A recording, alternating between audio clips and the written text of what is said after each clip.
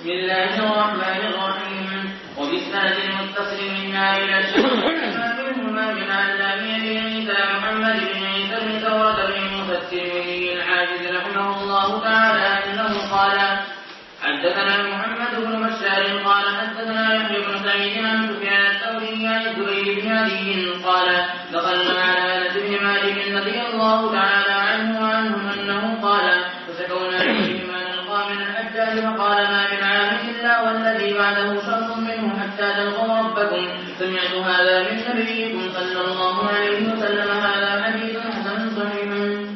وبه قال حدثنا محمد بن بشار قال حدثنا ابن ابي علي عن حميد عن انس رضي الله تعالى عنه قال رسول الله صلى الله عليه وسلم لا تقوم الساعه حتى لا يقال في الارض الله الله هذا حديث حسن. وبه قال حدثنا محمد بن المثنى قال حدثنا خالد بن حارث عن حميد عن انس رضي الله تعالى عنه وعنه نحوه ولم يرفعه وهذا حديث وهذا اصح من الحديث الاول.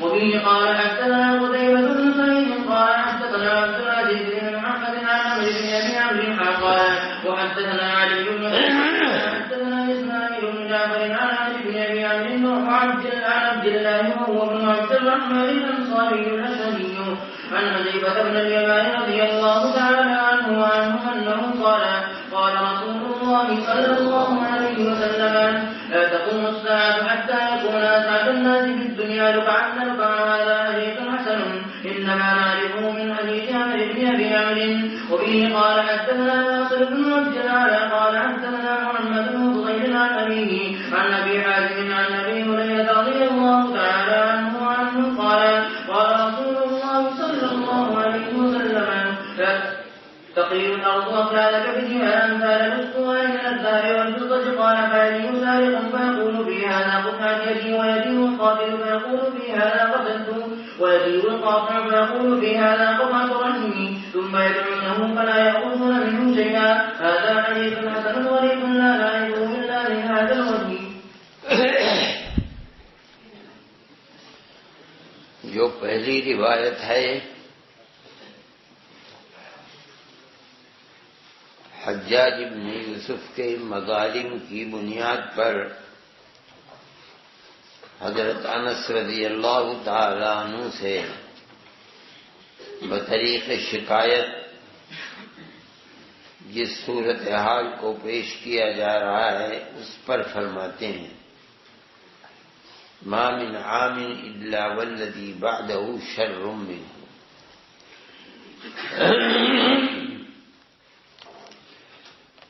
ہر آنے والا سال بمقابلہ گزشتہ سال کے اپنے اندر زیادہ شر رکھے ہوئے ہیں.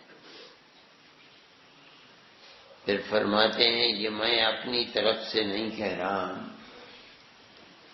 سمعت نبیکم صلی اللہ علیہ وسلم. یہاں یہ بات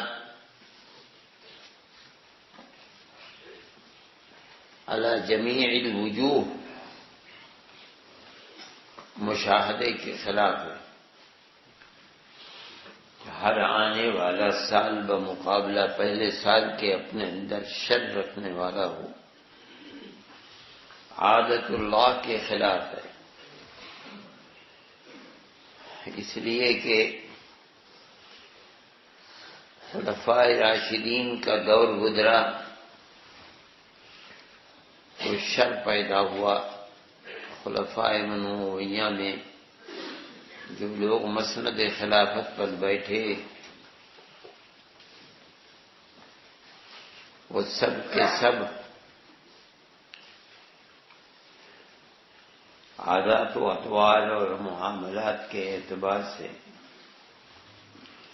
ثقافت رکھنے والی اور خدا ترسی کے مالک نہیں تھے. لیکن پہلی صدی کے بالکل آخر میں سن 99 میں حضرت عمر بن عبد العزیز رحمۃ اللہ علیہ کا دور آیا. اگر اس درمیان میں حجاج کا دور آیا ہے، یزید کا دور آیا ہے، تو صدی کے آخر کے اندر عمر بن عبدالعزیز رحمۃ اللہ علیہ کا دور ایسا دور ہے کہ امت نے ان کو خلفائے راشدین میں شمار کیا۔ پھر جو عادت اللہ جاری ہے وہ یہ ہے کہ اللہ تعالی ہر صدی کے اندر ایک مجدد کو پیدا فرماتی ہے، جو اس درمیان کے اندر جن مبتدین نے ابطال کیا ہے، جن مبتدعین نے بدعات کو رنگ دے دیا ہے مذہب کا، یہ مجدد ملت ان تمام سے دین کو پاک کر کے پھر اپنی صحیح صورت کے اندر قائم کر دیتا ہے۔ جب بڑے سے بڑے مبتلین دنیا کے اندر ایسے ایسے پیدا ہو جائیں گے کہ جو دنیا میں اب تک پیدا نہیں ہوئے تھے، جیسے دجال مثال کے طریقے، تو اب اللہ تعالی مصلح امت کو بھی ایسا پیدا کرے گا جو اس امت میں رسول اللہ کے بعد کوئی نہیں تھا۔ حضرت عیسیٰ علیہ نبینا علیہ الصلوۃ والتسلیم کو نازل فرمایا جائے گا۔ تو یہ روایت اپنے معنی کے اعتبار سے علی سبیل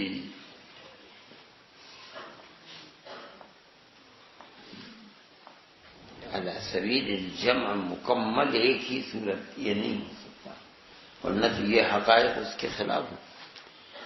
ظاہر ہے کہ جو زمانہ حضرت عیسیٰ علیہ نبینا علیہ الصلوۃ والتسلیم کا ہوگا، جو خیر و برکت ہوگی، جو رحمت خداوندی ہوگی، اور جس طریقے پر وہ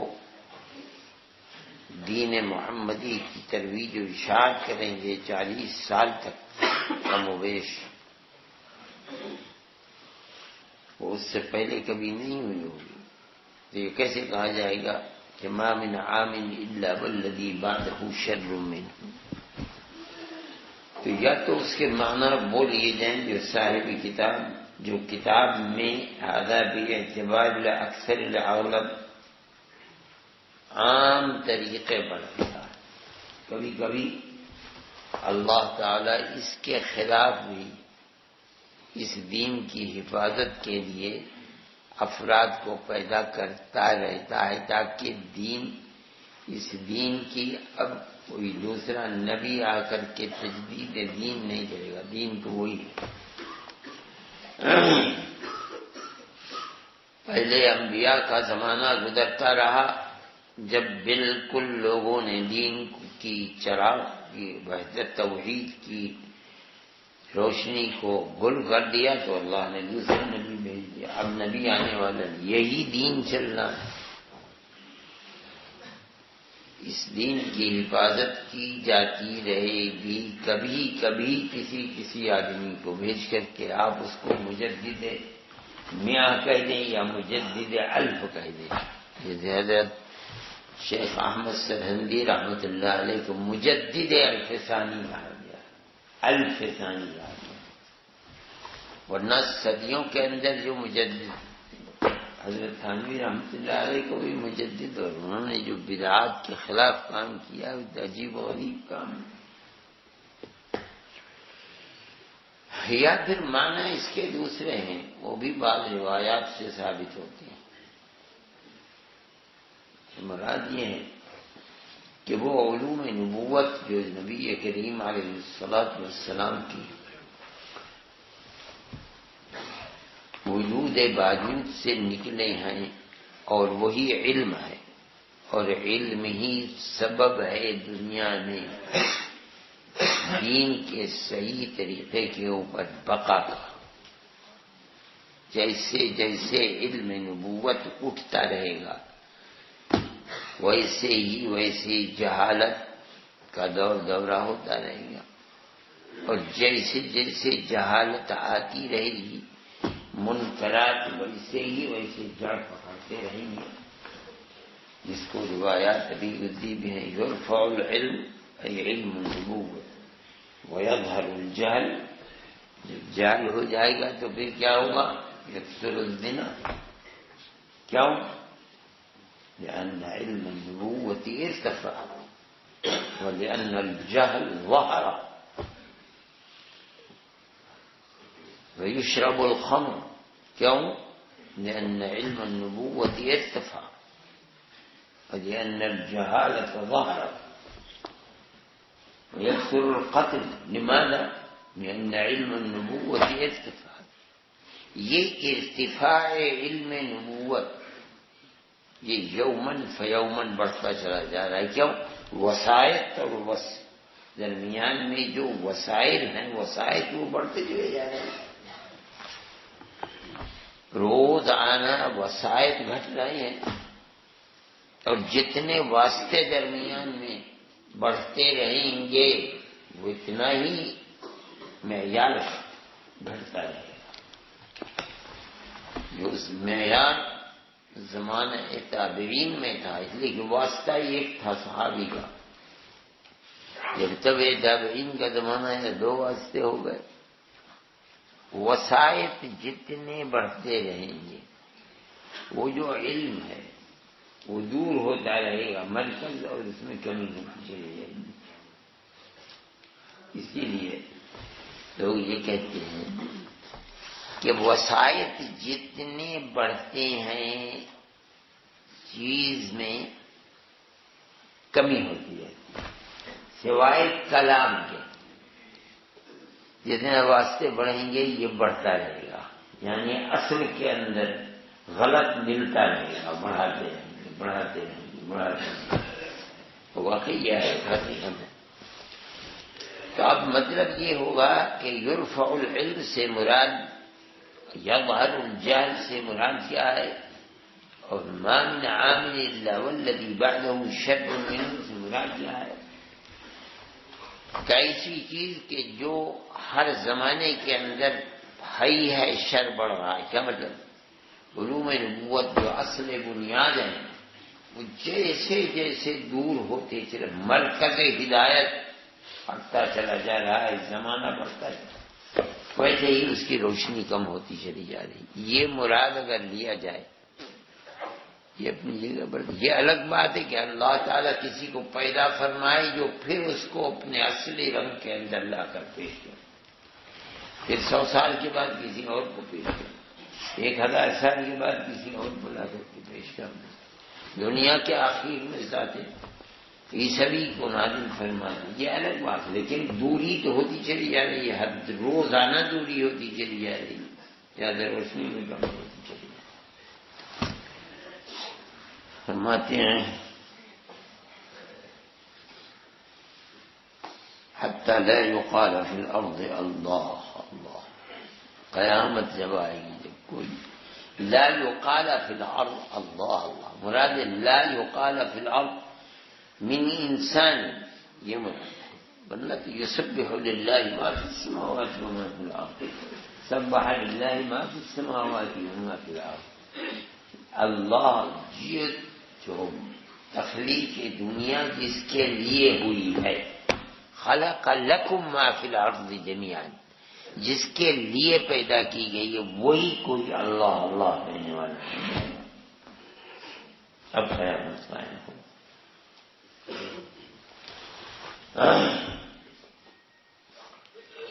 تیسری روایت کے اندر فرماتے ہیں حتی یکون اسعد الناس بالدنیا لکع ابن لکع یا لکع لکاع کہتے ہیں عورت کے لیے مرد کے لیے لکع کمینہ یعنی جس کو دنیا کے بڑی بہت خوش نصیب آدمی حالانکہ وہ کمینہ ابن کمینہ ہے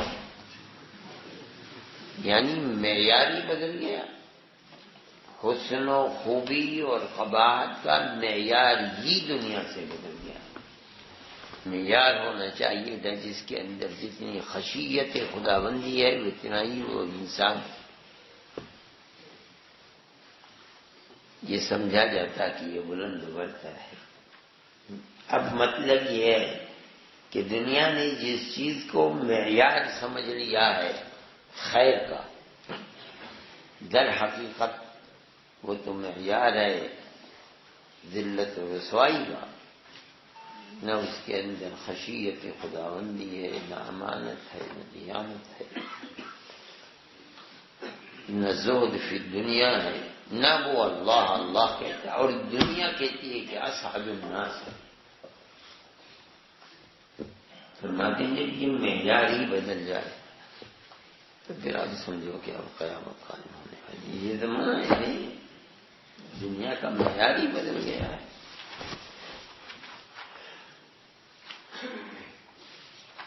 فرماتے ہیں قیامت اپنے دل کے ٹکڑوں کو، یعنی جو دنیا کے اندر جن چیزوں کو قیمتی سمجھا جاتا ہے، وہ دو ہی چیزیں ہیں، سونا اور چاندی۔ رہتی دنیا سے آج تک دنیا کتنی ہی بلند ہو جائے، لیکن ساری دنیا کی کرنسی کا معیار سونا اور چاندی ہی سمجھا جاتا ہے۔ حالانکہ سونے چاندی سے زیادہ قیمتی دھاتیں ہیں، پلیٹونیم سونے سے بہت زیادہ قیمتی ہے، لیکن یہی دو چیزیں ہیں جو بنیاد ہیں۔ جیسے جیسے قیامت آتی رہے گی یہ چیزیں زمین میں زیادہ پیدا ہوں گی۔ ابھی تو یہ ایسے چلتی ہیں پتھروں کے اندر، جیسے انسان کے جسم میں نس، جیسے دیکھنے سے یہ رگ جا رہی ہے، ایسے ہی پتھر کے اندر رگیں چلتی ہیں، نظر آتا ہے یہ سونا چل رہا ہے اس کے اندر۔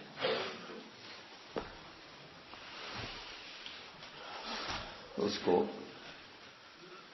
بھٹی میں ڈال کر کے کوٹتے ہیں پہلے، جب وہ بالکل صفوف ہو جاتا ہے تو وہ سونا بہہ کر کے نکلنے لگتا ہے، ٹپکنے لگتا ہے، ایک طرف ہو جاتا ہے، بھٹی دوسری طرف ہو جاتی ہے۔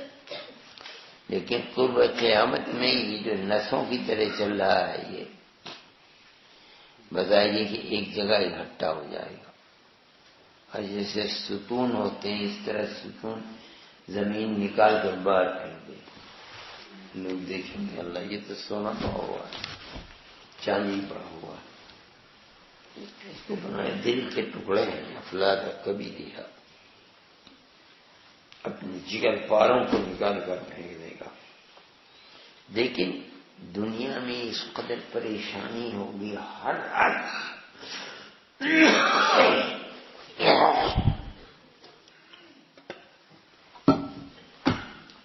اس قدر پریشان ہوا، وہ کرے گا جو دوسری جگہوں پر آیا، آدمی قبر کے اوپر کھڑے ہو کر کے یہ تمنا کرے کاش کہ اس مقبول کی جگہ میں ہوتا، زندگی کاٹ رہی ہوگی۔ آدمی حسرت کے ساتھ دیکھے گا بھئی اسی کی وجہ سے میں نے قتل کیا تھا، چھیننے کے لیے۔ وہ کہے گا میں چور بنا تھا اسی کے لیے میرا ہاتھ کاٹ دیا گیا۔ اس کا مطلب ہوا کہ یہ حالات ایک دم تبدیل ہو گئے۔ یہ نہیں ہے کہ کوئی 500 سال 600 سال 700 سال کا وقفہ ہے۔ عام انسان کی زندگی تو 70-80 سال کی ہے، اسی زندگی میں یہ تلاقم اور تغیر ہوا۔ ابھی تو 30 سال پہلے کی بات ہے کہ میں نے اسی لیے تو قتل کیا تھا، اور آج اتنی جلدی زمانہ کہ یہ نکل کر کے باہر میں کروں گا کیا، لیکن مجھے تو اگلے منٹ کا بھی سہارا نہیں ہے کہ میں زندہ رہوں گا۔ یعنی قتل و غارت گری کا بازار ایسا گرم ہوگا، یہ اشراف العیاذ باللہ۔ اور دنیا بڑی تیزی سے اس طرح چل رہی، دیکھتے دیکھتے ہم اگر اپنے زمانے کو دیکھتے ہیں، اور اس زمانے میں زمین اور آسمان کا آنے والا زمانہ جس میں تم اپنی جوانی گزار رہے ہو، اگر 40-50 سال تمہاری زندگی تو تم سوچو گے اللہ کیا تھا اور کب۔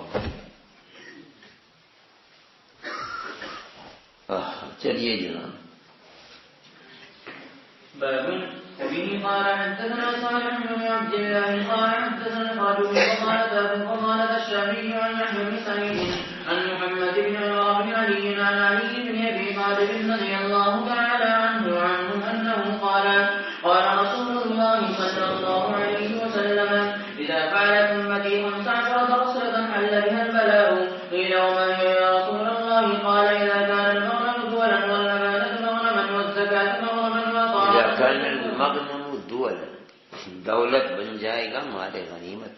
جن کا حصہ تھا جہاد فی سبیل اللہ میں، جن لوگوں نے اپنی جان ہتھیلی پر رکھی، جب امیر المؤمنین اتنا رذیل ہو جائے گا کہ ان مجاہدین کا حصہ خود کھائے گا، امانت نہیں رہے گی. والامانت مغنما، اور امانت مال غنیمت ہو جائے گی، شیر مادر سمجھ کے لوگ کھانے لگیں گے. دونوں ایک ہی ہیں لیکن فرق ہے. پہلی صورت کے اندر بے ایمان امیر المومنین جو خزانے کا مالک ہے وہ بھی بے ایمان، اور دوسرا الامانت مگر عام آدمی کے اندر بھی امانت نہیں.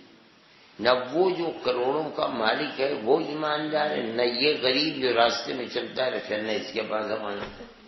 وہ زکوٰۃ مغرم، اور زکوٰۃ مغرم ٹیکس سے سمجھے، جس طرح آدمی ٹیکس کی چوری کرتا ہے اسی طرح زکوٰۃ کی چوری کرے گا. جی اور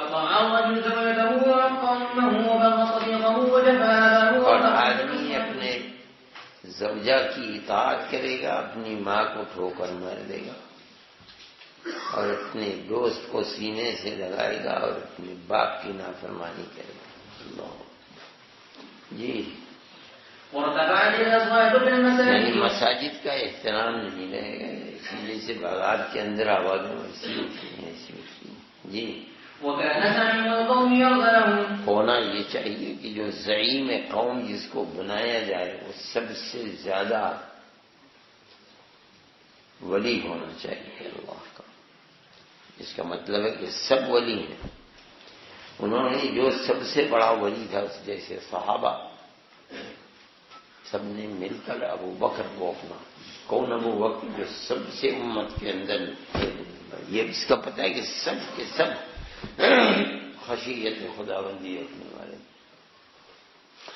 اور اگر سب نے مل کر کے جو سب سے بڑا لچا تھا اسی کو بیٹھا لیے من میں سارے لچے، یہ فرمایا وکان زعیم القوم عدل. جی یعنی ہر آدمی جو سب سے بڑا ظالم میں سے جھک کے سلام کرتے جانتے ہیں کہ یہ سب سے بڑا بے ایمان ہے، لیکن جھک کے سلام کرنے کی ساری طاقت کا محور اسی کی ذات ہے. نہیں اگر کیا جھک کے سلام تو یہ اللہ اکبر گھر کے دروازے تک اکھڑوا دے گا. اس لیے ہر آدمی ڈر کر کے سلام کرتا ہے. وشربت الخمور ولبس الحرير. شربت الخمور جس کو دیکھو شراب پی رہا ہے. آج کل شراب تو پانی کی طرح چلتی ہے. ولبس الحرير نہ کھانے کے اندر حلال و حرام نہ پہننے کے اندر حلال و حرام. یعنی شہر ہے اس سے حرام بجنور مشہور شہر ہے. وہاں ایک خاندان تھا، آپ کو پتہ نہیں رہے گا نہیں رہے گا، وہ کھا جاتا تھا بڑے پانچوں والے، بہت بڑے بڑے پانچوں والے پہنا کرتے تھے. چودھریوں کا شاید خاندان تھا. وہ کہنے لگا آج جب مرادآباد میں آیا کر کہنے لگا جی جو شراب کا ٹھیکیدار ہے وہ کہتے تھے مولوی صاحب میری شراب ہولی میں اتنی نہیں بکتی جتنی محرم میں بکتی ہے. اس کا مطلب ہے یہ محرم میں تو مسلمان ہی نکالتا ہے. 10 محرم کو کیا نکالتا ہے؟ حضرت حسین کا لشکر. اللہ دین کے ساتھ اتنی بری مذاق کیا ہوگی کہ لشکر نواسہ رسول کا اور شراب پی کر پھر کیا زمانہ کیا آ گیا ہے. فرماتے ہیں وہ اتخذت القیان والمعازف، قینہ کہتے ہیں گانے والی کو، قیان اس کی جمع ہے، معازف معزف جن چیزوں کے اوپر گایا جاتا ہے جیسے طبلہ ہے، سارنگی ہے، ڈھول ہے. جب اپنا لیا جائے گا قیان گانے والیوں کو اور اپنایا جائے گا معازف معزف گانے والی چیزوں آج تو ایسی چیز ہے کہ مولانا صاحب شیخ الحدیث ہیں، گھر کے اندر اولاد دیکھتی ہے ٹیلی ویژن، چلہ لگاتے ہیں اور ٹیلی ویژن گھر کے اندر، اب کیا ہوتا ہے اولاد یہی دیکھتی ہے، اور کون سے ٹیلی ویژن کے اندر قرآن تھوڑی سمجھ جاتا ہے. اس قدر عام ہو گیا ہے ناچ اور گانا کہ العیاذ باللہ سمجھ میں نہیں آتا کہ آنے والی نسلوں کا حال کیا ہوگا، اور کسی کو کوئی زمین نہیں. وَلَعْنَ آخِرُ هَذِهِ الْأُمَّةِ أَوَّلَهَا، آخر جو ہے اول کے اوپر لعنت بھیجا کریں گے. یعنی صحابہ کرام تابعین تبع تابعین کی اہمیت کیا ہے، بلکہ ہر ایک دوسرے کے نیچ بعد میں آنے والے لوگ ان کو برا کہیں گے. لعنت کہیں میں اسٹاف نہیں ہوگی، ملعون قرار دیں گے، بلکہ ان کی اہمیت نہیں رہے گی. اللہ کے نبی نے جتنی چیزوں کو بتایا تھا 1400 سال گزر گئے، آج ایسا معلوم ہوتی ہے جیسے ہر چیز آنکھ سے دیکھ رہے ہیں. علماء امت کو اس کے خلاف جہاد کرنا چاہیے. تم لوگ جہاد کرو گے تو زندہ رہو گے، ورنہ نہیں رہو گے زندہ، ہر ایک کے خلاف. مگر تمہارے یہاں یہ ہے کہ تم اپنے موبائلوں کے اندر طرح طرح کے ایسے پروگرام اور اس کے بعد ایسی گھنٹیاں لیتے ہو کہ آدمی کے سر شرم سے جھک جائے اگر کوئی دیکھے کوئی مولانا صاحب کی گھنٹی ہے. حالانکہ ایسی گھنٹی ہوتی ہے اس کے اندر کی جن کے اندر ترنم نہیں ہوتا ہے، لیکن نہیں. پھر مجھے حیرت ہے، اللہ نے داڑھی بھی ہے، سر پہ ٹوپی بھی، اور مصیبت جہاں جاؤ تصویر لینے کی. ابھی گناہ نہیں ہے تو گناہ، ارے بدبخت تو گناہ سمجھ رہا ہے، یعنی یہ جانتا ہے کہ یہ عمل ایسا ہے کہ اس سے اللہ ناراض ہوتا پھر کر رہا ہے. یعنی اس کا مطلب ہے کہ اللہ کی ناراضی کو خیال نہیں. تم سب اس میں مبتلا ہو، تو تم سے کیا توقع کی جائے کہ تم مستقبل کے اندر ان کے خلاف جہاد کیا کرو گے.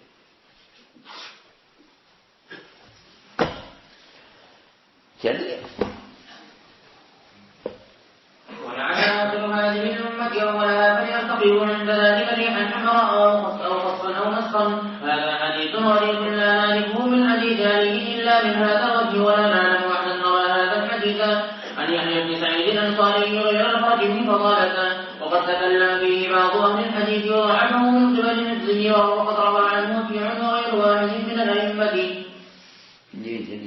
وبه قال حدثنا علي بن حجر قال حدثنا محمد بن مزيد عن مسلم بن سعيد عن وهب الجزائي عن ابي هريره رضي الله تعالى عنه قال قال رسول الله صلى الله عليه وسلم اذا اتخذ البيت والامانه مغنما والزكاه مغرما وتعلم الغير الدين واطاع رجل یہاں ایک چیز اس روایت کے اندر وہی تمام چیز ہے. یہ روایت حضرت ابو ہریرہ رضی اللہ تعالیٰ عنہ سے، وہ روایت حضرت علی مرتضی، ساری وہی چیزیں ایک چیز زر ہے، اور وہ تمہارے لیے، مجھے لگتا ہے ہمارے اور تمہارے ہی لیے ہے. دیکھو یہاں فرماتے ہیں وَتُعُلِّمَ لِغَيْرِ الدِّينِ إِذَا اتُّخِذَ الْفَيْءُ دُوَلًا وَالْأَمَانَةُ مَغْنَمًا والزکاة مغرما وتعلم أي وتعلم الدین لغیر الدین. جب علم دین کو دین کے لیے نہیں دنیا کے لیے آدمی پڑھنے لگے گا، لا الہ الا اللہ، مقصد حصول دنیا ہے. جو تم لوگ پڑھتے ہو پڑھنے کے درمیان میں جاتے ہو امتحان دینے کے لیے، کسی کو امتحان جامع مل جائے امتحان کیا کی ملازمتی کے لیے دیتے ہو. وہ تعلم الدین جو ہے یہ اگر تم اسی کو تعلم الدین للدین تو کیا ہے، کوئی بھوکے تھوڑے ہم مر رہے ہیں، ہم نے تو کبھی بھی نہیں دیا کسی کو امتحان، تمہارے بزرگوں نے بھی نہیں دیا کوئی امتحان، تو بھوکے تمہارے.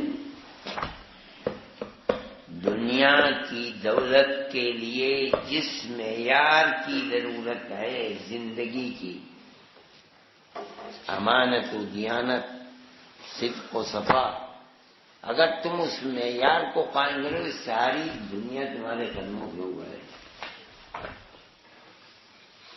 اور نہیں ہے تو کتے کی طرح پھر گھومتے ہی رہو گے دنیا کے پیچھے، ملے گا وہی جو تقدیر میں لکھ دیا تھا۔ مگر اس قدر دنیا سوال ہے ہمارے دل و دماغ کے اوپر، ہر آدمی یہ سوچتا ہے کہ بھئی کھائے ہو کہاں سے، کھانے کی کمی نہیں ہے، لیکن وہ معیار زندگی جو وہ دنیا کا دیکھتا ہے یہ چاہتا ہے کہ مجھے بھی وہی معیار زندگی مل رہا ہے، اس لیے اس کے نزدیک کم مگر اللہ کی اطاعت کے ساتھ یہ بے قیمت ہے، زیادہ ہو چاہے اللہ کی اطاعت نہ ہو، اس کی قدر و قیمت ہے ہمارے دلوں میں۔ اسی لیے ہر آدمی اس دین کو بھی پڑھتا ہے، اس کے ساتھ ساتھ کس طرح میں پیسہ کماؤں گا وہ دنیا کے پیچھے پھرتا ہے۔ اتنا ہو گیا کہ کسی کو سمجھانا کہ ہم پڑھاتے ہیں صرف آخرت کے لیے، کسی کی سمجھ میں بھی یہ کیا کہتے ہیں، یہ کہ ہم آخرت کے لیے پڑھاتے ہیں۔ آج دنیا کا جو مسابقت اور گفتگو چل رہی ہے وہ اسی اور کیا پڑھاتے ہیں، مطلب بیکار ہے۔ وہ کہتا ہے کہ مٹی کا بدنہ بناتے ہیں، وہ کہتے ہیں کہ تم کیا کہتے ہو مؤذن بناتے ہو، کہتے تم تو امام بناتے ہو۔ اس کا مطلب یہ کہ بے حیثیت چیز ہے۔ مطلب ہے کہ جب تک آدمی 2 مٹھی چاول 1 مٹھی دال نہ کمائے اس وقت تک اس کا دنیا میں زندہ رہنا بیکار، مر جائے اس سے اچھا ہے۔ ہم جو کام کرتے ہیں ہم دنیا کے لیے نہیں کرتے، ہمارے بزرگوں نے نہیں کیا، اس لیے اب دنیا کی سمجھیے یہ بات نہیں آتی تم کیا کرتے ہو، تمہاری سوچی کمیٹی ہونے والی ہے مدراس میں، محتم صاحب مجھ سے گئے، میں نے کہا محتم صاحب یہ ایک موضوع ہے، آپ اس موضوع کو پکڑ لیجیے، میں سمجھتا ہوں بہت موضوع ہے، آپ یہ کہیے اس کے اندر کیا ہم ہر فرد سے یہ چاہتے ہیں کہ ہندوستان کے ہر بچے کو آپ تعلیم سے وابستہ کریں زبردستی، جس طرح یورپ میں ہے امریکہ میں ہے، کوئی بچہ بغیر تعلیم کے نہیں رہے گا۔ اب مسئلہ پیدا ہوا کہ مدارس کا کیا ہوگا، آپ ان سے یہ کہیے کہ ہماری جو تعلیم ہے، ہمارا یہ مطالبہ کہ ہمارے ہر بچے کو آپ تعلیم دیں، اس شرط کے ساتھ کہ آپ ہماری تعلیم کو بھی تعلیم کے زمرے میں داخل کریں۔ آپ ہماری تعلیم کو تعلیم ہی نہیں سمجھتے۔ ہم یہ سمجھاتے ہیں کہ بیٹا ہے اپنے باپ کی یہ خدمت کرو، اپنی ماں کی یہ خدمت کرو، اپنے بزرگوں کا احترام کرو، حکومت کے خزانے پر ڈاکہ مت ڈالو، کسی دوسرے کی جیب مت کاٹو، ہم یہ سکھلاتے ہیں۔ آپ ہماری تعلیم کو بھی تعلیم کے زمرے میں داخل کیجیے، اور 14 سال تک آپ تعلیم کو لازم قرار دیجیے۔ ہمیں تو خوشی ہے، ہمارا اختلاف آپ سے وہاں ہوتا ہے جب آپ ہماری مذہبی تعلیم کو کہتے ہیں کہ یہ تعلیم نہیں ہے۔ وہ جو گورنمنٹ کے خزانے کو لوٹ رہا ہے آپ کہتے ہیں یہ تعلیم بہت اچھی ہے، جو عام جنتا کی جیب کو کاٹ رہا ہے آپ کہتے ہیں یہ تعلیم بہت اچھی ہے۔ ہمارا اس سے اختلاف ہے۔ آپ اپنے مذہب کی تعلیم دیجیے، ہندو مذہب کی تعلیم دیجیے، کرسچن مذہب کی تعلیم دیجیے، آپ ان کے اسکول کھولیے، ہمیں کوئی اشکال نہیں۔ ہم کہتے ہیں وہ بھی تعلیم ہے، یہ بھی تعلیم ہے، جو اسکولوں میں سکھلایا جا رہا ہے وہ بھی تعلیم ہے۔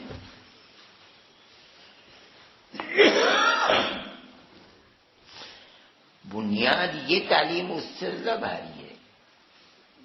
بہت تعلیم کر رہے ہیں، مہا چور بیٹھے ہوئے ہیں، چور نہیں مہا چور۔ یہ گھنٹہ تمہارا خالی ہے، مانگنا تو گھروں میں مجبور، بڑا بتاؤ، ساری دنیا ہمیشہ رہیں گے کمرے میں، اور جب سردی کے زمانے میں دنیا کمروں میں تو مانگنا ہے مجبور، وہ الٹی گنگا بہ رہی ہے۔ وہ جو جھارکھنڈ کا وزیر صاحب لوگ کہتے تھے بھائی کیا ہے اس کے اوپر مقدمہ چلا، لوگ کہتے تھے 17,000 کروڑ روپیہ گورنمنٹ کے خزانے پر اس نے ڈاکہ ڈالا ہے۔ ہم سوچ رہے ہیں 17,000 کروڑ اس نے رکھا کہاں ہوگا؟ وہ چرچے چل رہے تھے کہ وہ جو 3 سال پہلے ایشین گیمز ہوئے تھے اس کا جو چیئرمین تھا اس کا نام تھا کلماڈی، جنہوں نے اس کے گھوٹالے کے 51,000 کروڑ، بھول گئے لوگ 17,000 کروڑ کو، بھائی 51,000 کروڑ 51، وہ تھوڑے دن چلتا رہا، پھر اس کے بعد وہ جو وہ جے للیتا کو مل گئی، اس کا ایک ورکر تھا، وہ ہم لوگ وسائل کا موبائل وغیرہ وغیرہ اس کا منسٹر بنا دیا گیا، وہ میرے خیال میں آج بھی جیل میں ہے شاید۔ اس کے اوپر جو گھوٹالا 2.25 لاکھ کروڑ،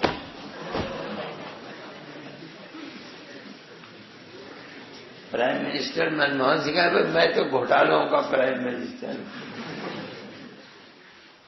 ہم یہ کہتے ہیں عجیب، دیکھو دنیا کا معیار، اس تعلیم کو تو تعلیم کہتے ہیں جو مہا چور، ان کے بارے میں وہ کیسے چور ہے الفاظ نہیں کسی کے پاس، پورے ملکوں کو کھا جائیں اور ڈکا نہیں، اور وہ دین جو آدمی کو بنانا چاہتا ہے ایماندار، خوف آخرت پیدا کرتے، وہ کہتے یہ چیز نہیں، کیوں؟ اس لیے کہ اس سے پیسہ نہیں ملتا، پیسہ کماؤ حلال حرام جائز نہ جائز تو تم بہت بڑے عالم۔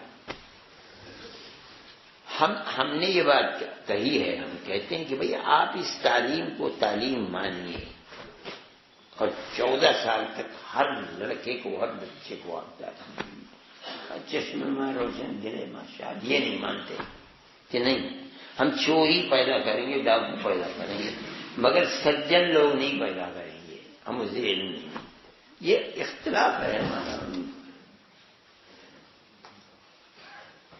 اسے روایت کو پورا کر لو۔ ورفع الرجل امرأته وقومه ولقد قوم وأصحابه وضرات الأسواق في المساجد وساد القبيلة فاسقهم وكان زعيم القوم قوم يرضنهم وأكرم الرجل مخافة شره وظهرت الغينات والمعازف وشربت الخمور ورعى آخر هذه الأمة أولها فليرتقبوا عند ذلك ريحا حمراء أو زلزلة وخصفا ومسخا وخلقا وآيات تتابع كنظام بعد القد ينسفه وتتابعا هذا حديث غريب لا نعرفه إلا من هذا الوكيل۔ بتائیے کہ حضرت عیسیٰ علیہ الصلوۃ والتسلیم کے بعد یہ صورت ہوگی کہ بس دن بدن اس طرح سے نکل جائے گی جیسے ڈوری ٹوٹ گئی اور ایک دم سے دانے نکلتے ہیں، اسی طریقے سے تتابع کے ساتھ فوراً قیامت آ جائے گی۔ اور اس سے پہلے بھی ہو سکتا ہے کہ جس طریقے کے اوپر خروج مہدی اور اس کے بعد فوراً ہی دجال کا نکلنا، دجال کے ہوتے فوراً یاجوج جب قتل ہو جائے، حضرت عیسیٰ علیہ السلام کا نزول اور اس کا قتل، اور اس کے بعد فوراً ہی یاجوج و ماجوج کا، یہ تمام کی تمام چیزیں بھی اسی طریقے پر چل رہی ہے کے بعد جی۔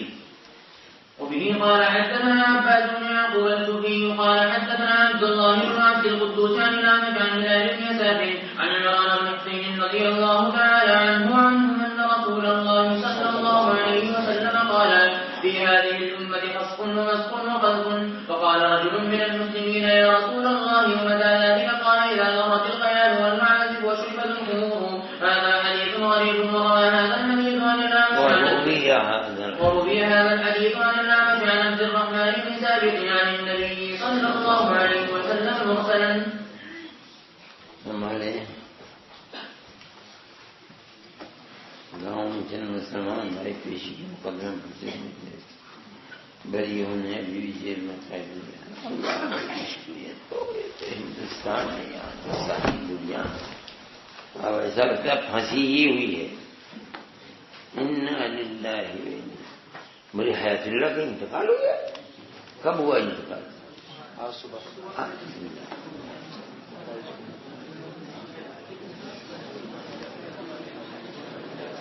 بھائی مولانا حیات اللہ صاحب ابھی ہمارے بات کے فارغ ہیں، اور بات کے فارغ ہیں۔ بہرائچ میں بڑا اچھا مدرسہ تھا، ان کی بیماری کے بعد وہ مدرسہ اس حیثیت کا نہیں رہ گیا۔ ان کے والد بھی مدرسے کے محترم تھے، بڑے عجیب و غریب آدمی تھے، پھر اس کے بعد بھی حیات اللہ بن گئے، مگر وہ بھی ایک زمانے سے شوگر کے مریض تھے، بیمار تھے۔ میں نہیں سمجھتا میرے پاس اطلاع آئی ہوگی، میں ٹیلی فون سے عاجز ہوں، میں ہاتھ میں نہیں لگاتا ہوں، ضرورت پیش آتی ہے تبھی اٹھاتا ہوں اور نہیں اٹھاتا ہوں۔ ہو سکتا ہے فون آیا کچھ دیر، آپ 3 مرتبہ سورہ فاتحہ پڑھ لو بھائی، اور کئی ہیں مریض اور کوئی جلدی نہیں ہے، اس وقت تو ہے نہیں ہمارا 1 گھنٹے میں، تو 11 مرتبہ یا 12 مرتبہ قل هو اللہ احد پڑھو، اور 3 مرتبہ درود شریف پڑھ کے بھائی یہ سب ان لوگوں کے اوپر ثواب پہنچے۔